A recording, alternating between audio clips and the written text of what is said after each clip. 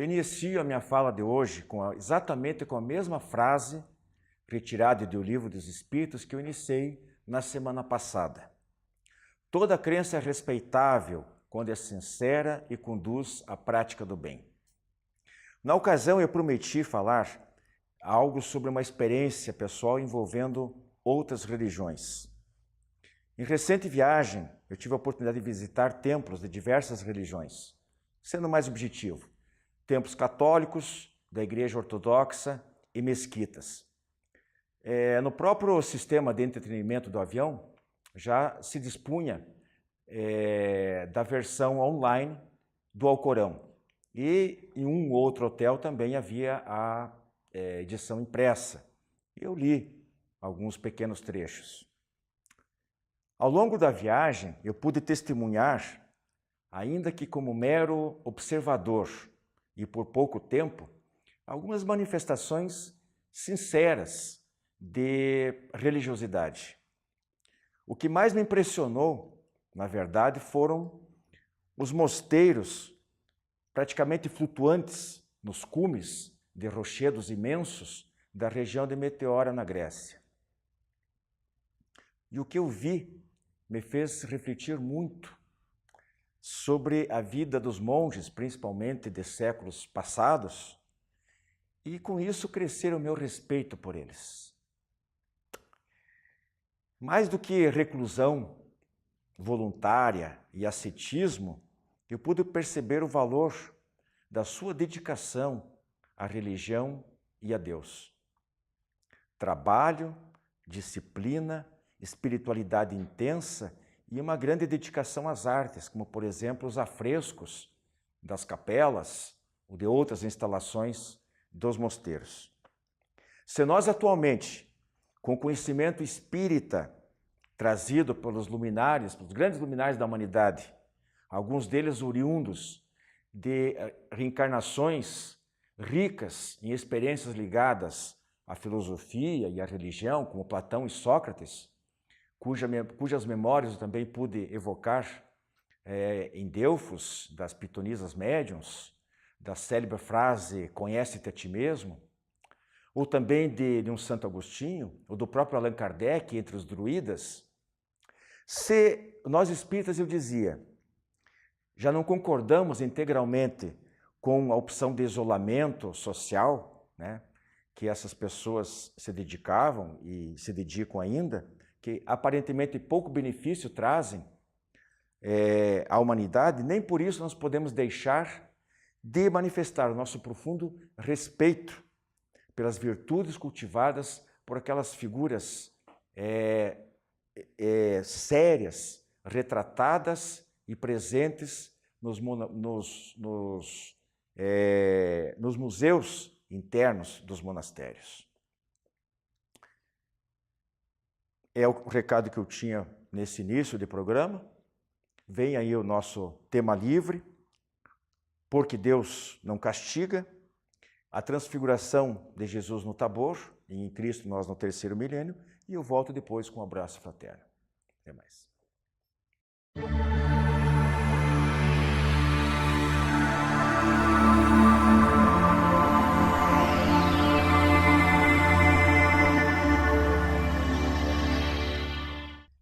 Nosso tema livre de hoje vai falar sobre Deus, né? Que é o que existe de mais importante no universo, na nossa vida. Tudo depende dele, estamos dentro dele, ele está em nós, e embora tenhamos a nossa individualidade. Mas a questão que eu quero apresentar aqui hoje para o Joilson e para o Gilberto é sobre, digamos assim, de como Deus conduz a vida das pessoas. Para ser mais objetivo para vocês, por que Deus não castiga? Ou castiga? Eu estou partindo do pressuposto de que Deus não castiga. Muita gente acha que castiga. Então vocês podem até começar um passinho atrás e explicar que Deus não castiga, daí justificar por quê. Entendemos que Deus não castiga. O que existe são leis perfeitas que estão inscritas na nossa consciência. É a mesma coisa que você perguntar assim, né, se Deus perdoa, né, que a gente comentava aqui ainda há pouco. Deus não perdoa. Né? Ah, mas como Deus não perdoa, mas Deus não castiga, né? Pô, que contradição é essa, né? Deus não perdoa, mas Deus não castiga. Deus não perdoa porque Deus não se ofende, porque se fosse ofender, aí já não seria Deus. Então logo Deus não castiga. Não castiga porque Porque não é humano, ofensa, né? não é ofensa. Porque né? castigo já pressupõe, não sei se o Gilberto concorda, pressupõe uma ideia de vingança. E seguir a conta é um dos atributos de Deus, que é ser soberanamente bom e justo. E é interessante que não castiga, mas Deus nos dotou num comando de vida chamado livre-arbítrio, que esse sim é que nos castiga, né? Dependendo do que nós fizermos, mas Deus não castiga de forma alguma. Né? O livre-arbítrio aciona certos mecanismos Sim. de vida, né, que interferem nas leis divinas. Deus criou Exatamente, leis perfeitas. Então o castigo Deus coloca o caminho, olha, atos, você né? tem que se conduzir por aqui. Exatamente. Se o indivíduo teima e sai do caminho bom e pega o caminho errado e dá com os burros na água, Tem que como reparar. se diz, o azar é dele. Ele vai se castigar, né? Quando aquela questão que tem lá no Livro dos Espíritos, né? Onde estão escritas as leis de Deus? E aí a resposta é que as leis de Deus estão escritas em nossa consciência. Uma vez que nós temos essas leis inscritas em nós, obviamente quando nós negligenciamos essas leis, nós vamos ter que responder. E aí é um mecanismo interno que acontece e também vem uma questão de crença. Não a crença religiosa em si, mas daquilo que a pessoa acredita. A crença religiosa ela vai potencializar isso, mas se a pessoa acredita que é Deus que castiga ela vai criar mecanismos na sua mente, no seu subconsciente, para que então ela seja punida. É mais ou menos assim que funciona. E aí fica-se então de que Deus é quem castiga, mas não é Deus, é a própria pessoa. Mas independente da religião, foi isso que você tocou, né? Sim. As pessoas que imaginam que Deus castiga desconhecem a lei de causa e efeito, ou ação e reação, como que você faz, você vai ter que responder. Eu acho que passa, né, Gilberto, Joilson, passa antes de chegar a compreender ou não compreender a lei de causa e efeito, ou de ação e reação, como muitos dizem, ou do karma, eu acho que antes disso aí, vem desde arraigado nas nossas concepções, nós somos espíritos imortais, já caminhamos por várias encarnações, e isso vem sendo colocado na nossa cabeça, né? Uma concepção errada, uma visão errada de Deus. Então eu até queria que o Joilson comentasse esse aspecto de como os homens viam Deus ao tempo de Moisés, por exemplo, e ao tempo de Jesus, como nós vemos hoje com o Espiritismo. Então, né, Wilson, é interessante essa questão.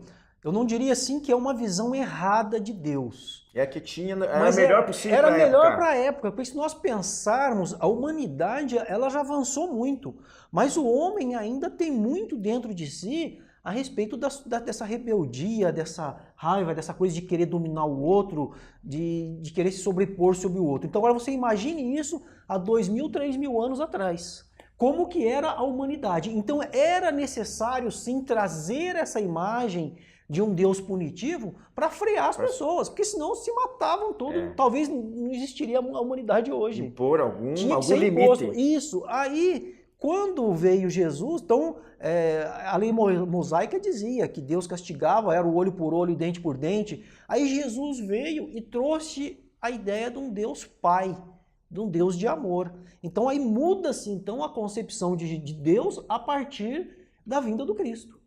Agora, me permita, guardado logicamente as devidas proporções, ainda hoje, quem diga que se não fizer assim, Deus vai castigar. Ainda é por olho, dentro por dentro, principalmente em algumas questões materiais. Sim. Nós já comentamos aqui, respeitamos todas e quaisquer doutrinas religiosas, mas se não fizer assim, não pagar, Deus vai castigar, porque ele pode até tomar aquilo que ele entendeu. Então, ainda há pessoas que necessitam ainda desse Deus punitivo, exatamente. Mas nós sabemos também que o mundo caminha para um nível de consciência, digamos assim, de autoconsciência.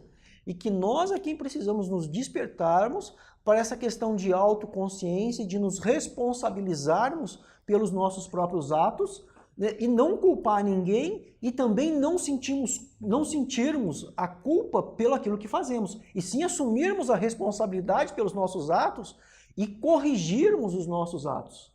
Essa que é a ideia que vem para uma humanidade, para um futuro da humanidade, vamos assim dizer.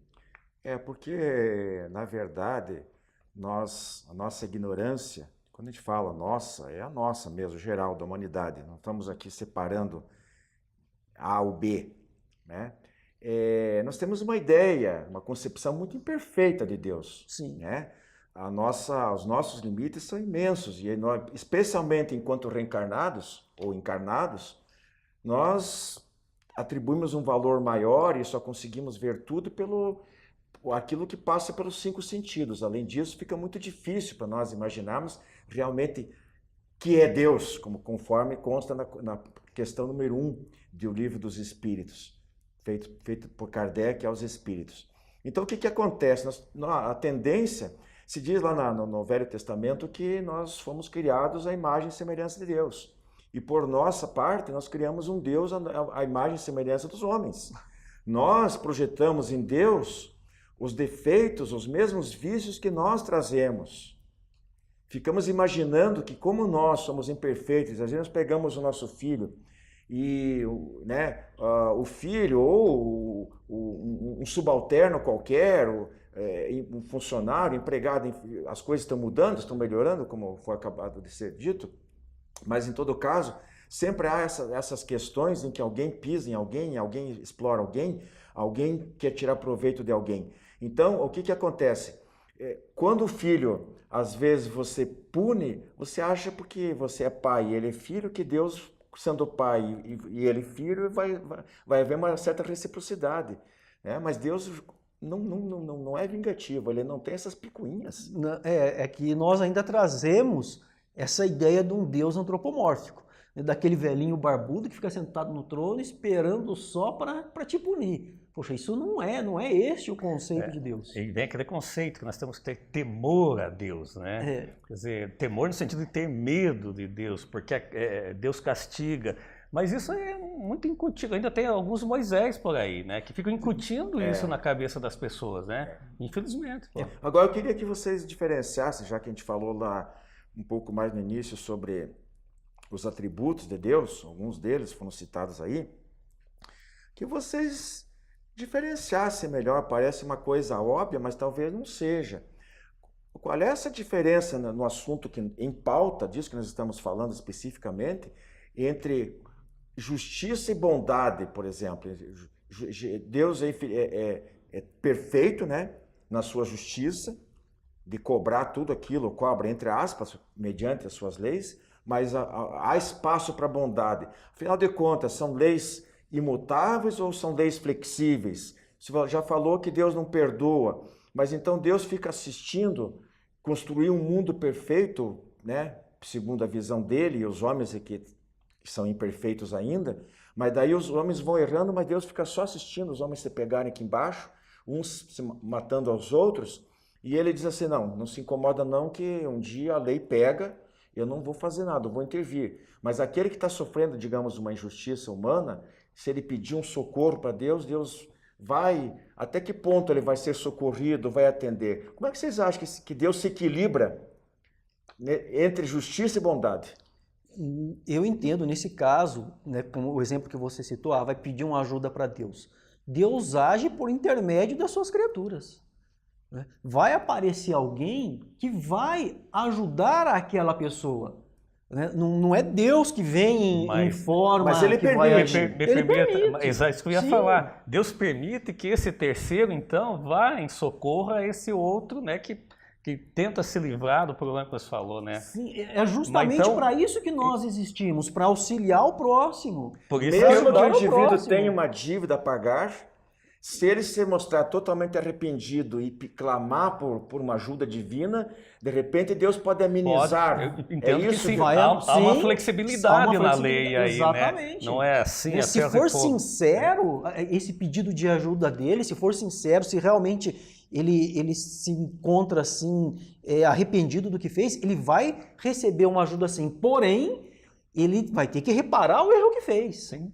O erro que ele cometeu, ele vai ter que reparar. Isso é fato também. Mas não necessariamente com aquele rigor da lei que muitos pregam por aí. É por isso que a gente faz confusão. Quando diz que as leis divinas são imutáveis, e aí são mesmo, mas tem que ver esse detalhe, né, do dia a dia, que como que pode se enquadrar nessa imutabilidade. Eu entendo assim, né, não sei se eu estou certo, estou errado também, como disse, nós somos modestos aprendizes, temos tudo ainda praticamente para aprender, ninguém sabe tudo, longe disso. Mas eu entendo assim que, embora sejam leis já perfeitas, né, essa própria lei, ela já contém um espaço, uma flexibilidade. Ela é lei, tem que ser cumprida, mas ela já comporta a possibilidade de que, quando a gente fala aqui, vamos trazer aqui para o nosso dia a dia, para o nosso mundinho aqui. A própria justiça terrena, quando o camarada é condenado por um crime grave, seja qual for, e está lá, cumpre uma parte da pena, ele não tem direito a pleitear uma liberdade condicional, cumprir no semiaberto, no aberto, no domiciliar. Hoje em dia está na moda tornozeleira eletrônica, porque ele demonstrou um pouquinho de melhoria de comportamento, de confiança do Poder Judiciário, já liberam o cara. Então, se a justiça terrena faz isso, quanto mais Deus, né? Sim, e nós temos que lembrar também que o próprio Jesus já ensinou isso há 2000 anos, quando ele contou a parábola do filho pródigo.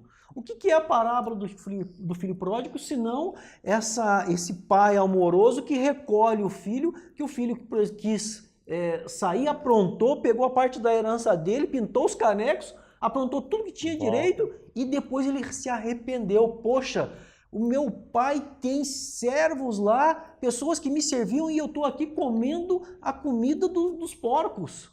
Então ele se arrependeu de tudo que ele fez, retornou e o pai acolheu.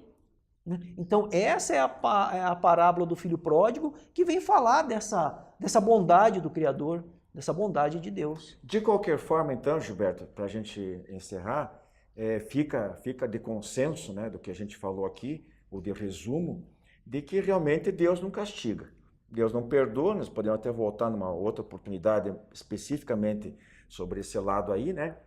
Há essas concessões, essas flexibilidades, etc., mas Deus não castiga porque não há necessidade de Deus intervir diretamente. Ele já tem as suas leis perfeitas, né? E o mundo caminha. Agora, até porque não permite para o caráter, né, vamos colocar assim, de Deus, que Deus pudesse tomar certas atitudes. Agora, nós temos que prestar conta dos nossos atos. Todos eles, de uma maneira ou da outra, serão cobrados. Você fala muito no meio espírita, né, Gilson, de que nós seremos, após a desencarnação, julgados pelo tribunal da nossa consciência. Da nossa própria consciência. É aquilo que você falou lá atrás, porque a lei divina está escrita na nossa própria consciência. Muito bem, nós ficamos por aqui com o nosso tema livre da semana e temos os demais quadros na sequência. Até a próxima. A Casa Editora Clarim divulga há mais de um século a luz e o conhecimento da doutrina espírita com valioso conteúdo, de belíssimos romances a esclarecedoras obras doutrinárias. Conheça, divulgue e compartilhe a lucidez do Espiritismo. Casa Editora Oclarim. Acesse www.oclarim.com.br.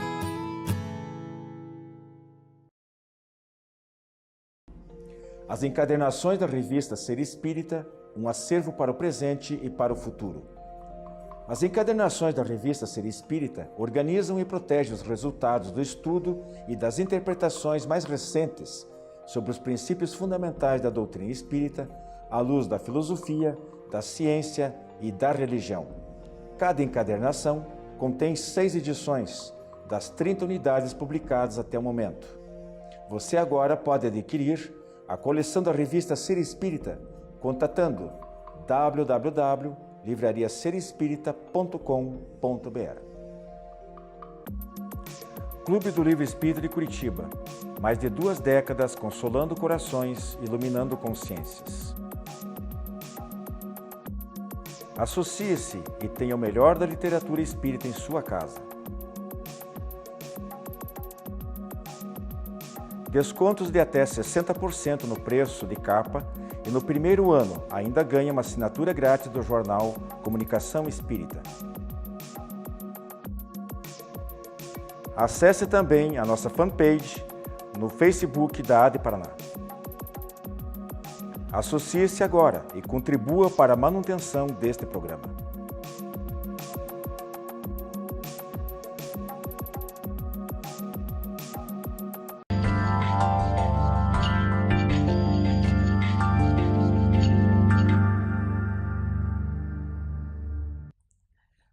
Vamos comentar hoje o episódio em que Jesus aparece transfigurado no Tabor.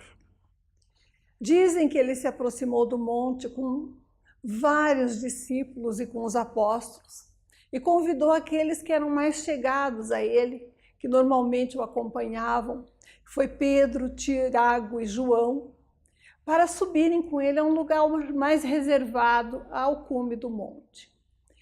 E lá os apóstolos, em determinado momento, eles viram o Cristo transfigurado, resplandecente de luz, com as suas vestes que brilhavam com uma brancura que não o conheciam. E ao lado dele, conversando com ele, Elias e Moisés. E ouviram uma voz que saía como que de uma nuvem que pairava sobre eles, uma nuvem branca, que dizia que este é meu filho, em que me comprazo, escutai-o. E ficaram naturalmente com muito medo. Jesus em seguida desce do local onde estava e tranquiliza os seus apóstolos, dizendo que não se preocupassem, mas que não comentassem o fato até que ele ressurgisse após a morte, sabendo naturalmente do destino que ele teria ainda que cumprir. E os apóstolos guardaram, não é, aquela revelação e depois consta em vários dos evangelhos. O que a doutrina espírita tem a comentar sobre o assunto?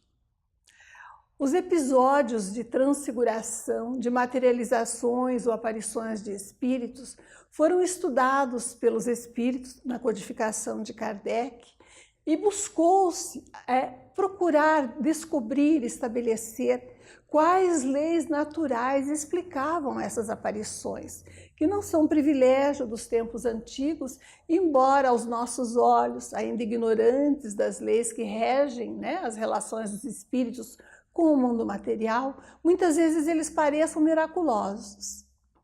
A doutrina espírita explica, porém, que esses fenômenos que ocorrem desde as mais antigas épocas da Terra, eles obedecem a leis naturais e têm uma explicação racional. O seu fundamento está nas propriedades do perispírito. Nós, criaturas humanas, somos espírito, tanto quanto aqueles que já desencarnaram, que já perderam o corpo físico.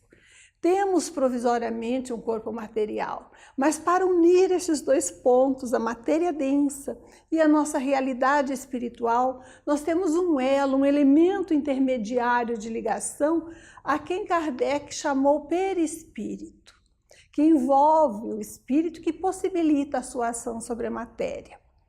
Nós, então, temos a possibilidade, em determinadas circunstâncias, de tornar visível o perispírito. Ele não permanece preso ao nosso corpo físico, ele exterioriza, ele irradia ao redor de nós. Nos espíritos desencarnados, ele constitui o seu corpo, a sua aparência, a sua vestimenta.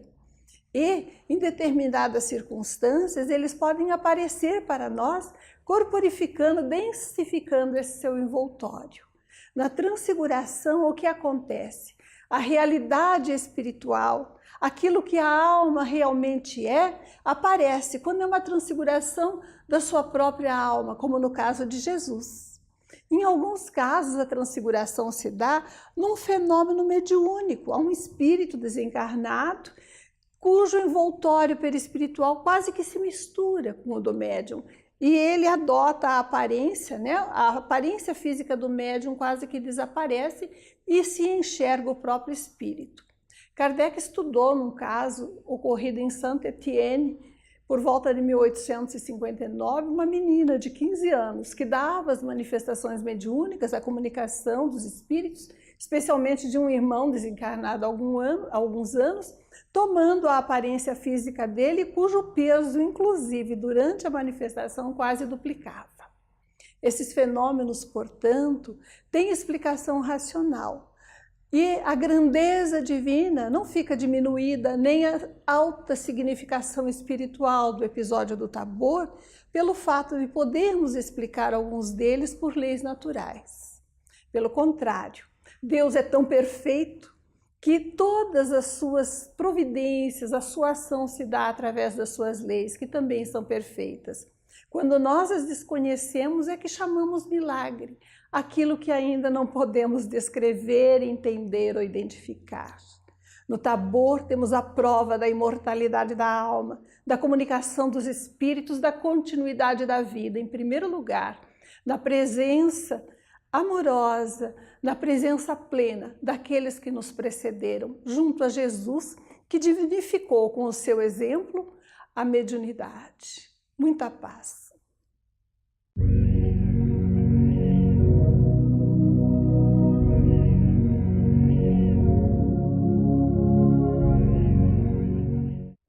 Hoje vou mandar meu abraço fraterno para o Padre Marcelo Rossi e vou explicar por quê.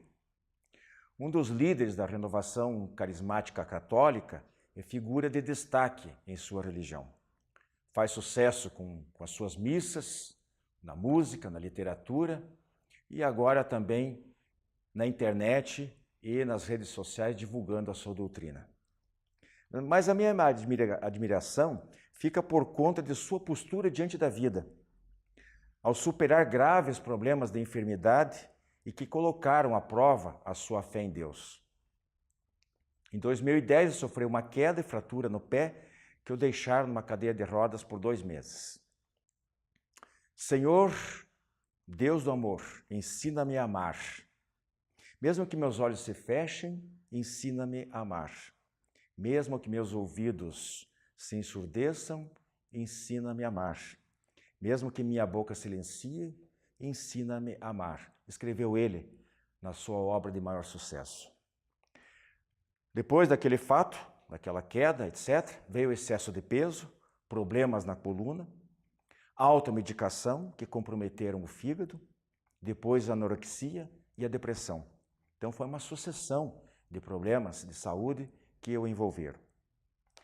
O Padre Marcelo admite até que chegou um certo momento que ele já não tinha mais prazer em fazer as orações, mas deu a volta por cima. Diz ele, passei noites em claro quando tive depressão e ficava horas diante da TV. Vi tanta coisa da teologia da prosperidade, um comércio, barganha. Deus não é isso, Deus é entrega, diz ele numa reportagem de 21 de junho num semanário brasileiro. Pela sinceridade e humildade de reconhecer as suas fraquezas, mas também, ao mesmo tempo, por ter demonstrado coragem, força de vontade e fé para vencer todas essas vicissitudes, todas essas batalhas pessoais, deixo aqui meu abraço fraterno para o Padre Marcelo Rossi. A editora espírita O Clarim é uma das mais antigas do país, com cerca de 200 de publicações de primeiríssima qualidade. Um de seus últimos lançamentos é o romance O Eterno Caminho do Bem, do espírito Caibar Schutel, psicografado por Sérgio V. Grande. Conta a saga de um benfeitor espírita que alterou o panorama de muitas vidas, dentre elas a da jovem Eleonor. Eugênio é o desbravador dos campos escuros do materialismo e do preconceito religioso. Pedidos pelo e-mail oclarim@oclarim.com.br ou telefone 16 3382 1066. Clube do Livro Espírita de Curitiba. Mais de 2 décadas consolando corações, iluminando consciências. Associe-se e tenha o melhor da literatura espírita em sua casa. Descontos de até 60% no preço de capa e no primeiro ano ainda ganha uma assinatura grátis do jornal Comunicação Espírita. Acesse também a nossa fanpage no Facebook da AD Paraná. Associe-se agora e contribua para a manutenção deste programa.